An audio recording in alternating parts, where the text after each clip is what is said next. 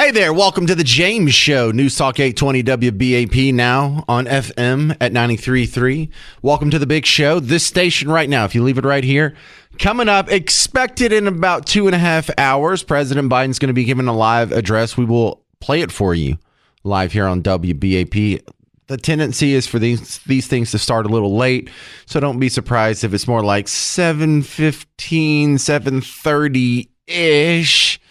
I can just tell you it's going to happen. Whenever it happens, we'll go to it live right here on WBAP. But for now, it's time to stop down for some entertainment news with Dallas radio legend, the great Pugs Moran is back on the James Show.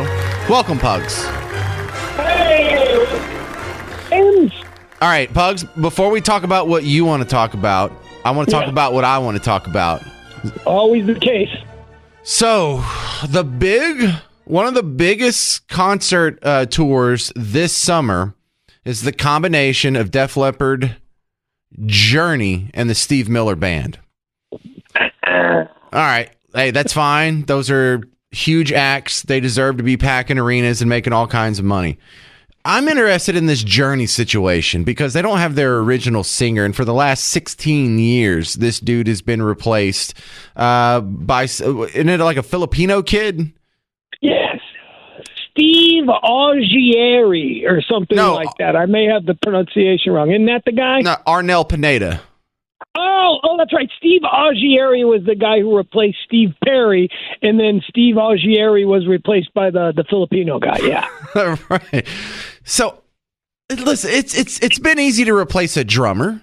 It's been easy to replace a bass player. It's even been possible to replace a guitarist.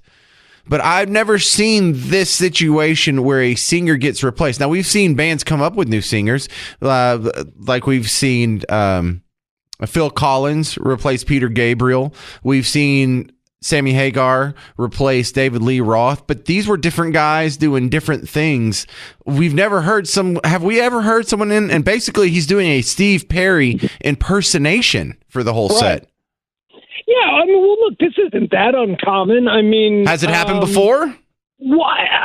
Not with Journey, but certainly with NXS. NXS had a primetime reality show where they tried to find the new singer. After Michael Hutchins killed himself, right? Right. Who was it? Not Matt Damon. Who's the guy I confused with Matt Damon? He's one of the Wahlbergs. Mark Wahlberg. Mark Wahlberg had that movie where he played Ripper or somebody, the guy who replaced the lead singer of Judas Priest. Queen, Adam Lambert, became like the lead singer of Queen. I don't know. It happens a lot. I'm not as confused by it.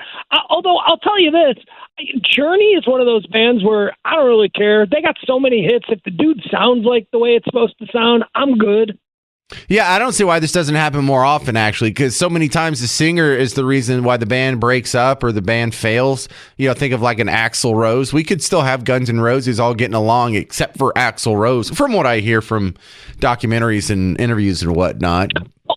Let me ask you this angle to it. So what would you prefer if so Steve Perry left Journey years ago now, we're talking decades, and they replaced him with a guy who sounds exactly like him. Would you rather have that, or would you rather have what Van Halen did? Van Halen lost David Lee Roth and replaced David Lee Roth with a completely different sounding singer. I think I like the impression guy because the same way if they had replaced Neil Schon, the guitarist, I want the guy to come in and I want him to play those riffs and those solos and even the verses and the songs exactly the same. Yeah. We want the guys who sound exactly the same. No disruption in the matrix. We want it to all be the same. Right, and so that's good for me because if something happens to Luke Bryan, I can do a very good Luke Bryan impression. It's kind of it's like Kermit the Frog, but with a Tennessee accent. And so if they ever need a replacement, that gives me a shot. All right. Well, now I think I want to hear that. But wait, what was the lineup again? Is it Def Leppard, Steve Miller, and Journey? Yes. Okay, all right. I'd go for Steve Miller. I'd go for Def Leppard. Journey, it doesn't really matter. That's a fill in there, but those other two are worth seeing. Right, and what happened? It was Foreigner too busy? REO, no, they're out on tour with REO Speedwagon. Right. So the other entertainment article I wanted to bring up with you before I let you have your turn is I like this internet rally. Now, you know, the internet's not a monolithic block, but there's been a movement. There's been a swell of people clamoring for Maya Rudolph to just be Kamala Harris on Saturday Night Live. She did a skit like not too long ago where she's so funny as her. And wouldn't that be great if we got to squeeze a little more out of the Maya Rudolph rag with her, seeing her as Kamala Harris on Saturday Night Live? First thing I tweeted 5 minutes after hearing about, the big changeover that occurred there in the Democratic Party, very first thing I tweeted was the best part about this is that Maya Rudolph's going to get a lot of more work. Oh, you're on it, huh? Oh, my God. First of all, who doesn't love Maya Rudolph, right? I mean, she's just so, I don't know, she just seems so cool. And the character is funny. The way she portrays her is very, very funny. Yeah, and she also seems like someone that would hang out with us and we wouldn't even know we're hanging out with Maya Rudolph. Exactly. She seems very unaffected by it all. All right. We'll step aside here, and on the other side of the break, we'll actually let Pugs talk about what he wanted to talk about as we continue with entertainment news on The James Show. It's News Talk 820 WBAP, now on FM at 93.3. Hey there, welcome to The James Show, News Talk 820 WBAP, now on FM at 93.3. We continue in entertainment news with Dallas radio legend Pugs Moran. Your turn, sir. I wanted to talk a little bit about, are you following the Tupac murder case? I know it's 40 years old, almost, or 30, whatever. But did you even know that there is a guy in prison for the Tupac murder? No. Well, yeah, I mean, you can be forgiven. About a year ago, it was big news. A year ago, March, a guy by the name of Keith D was arrested in Las Vegas, put in jail there, charged with conspiracy, or I don't know if he's outright the trigger man or whatever it is, but he's been in jail. He is looking to be released. Wait, we have an update on this. Oh, my goodness. As we're speaking, it has just been updated. Let me read you the update. 2:28 p.m. Law enforcement sources say, all right, well, here, I'll give you the story. He wants to be let out before he, goes to trial. He's looking for bail. The prosecutors are saying that he shouldn't be given bail because a year ago he claimed that Diddy offered him seven figures in order to kill Pac.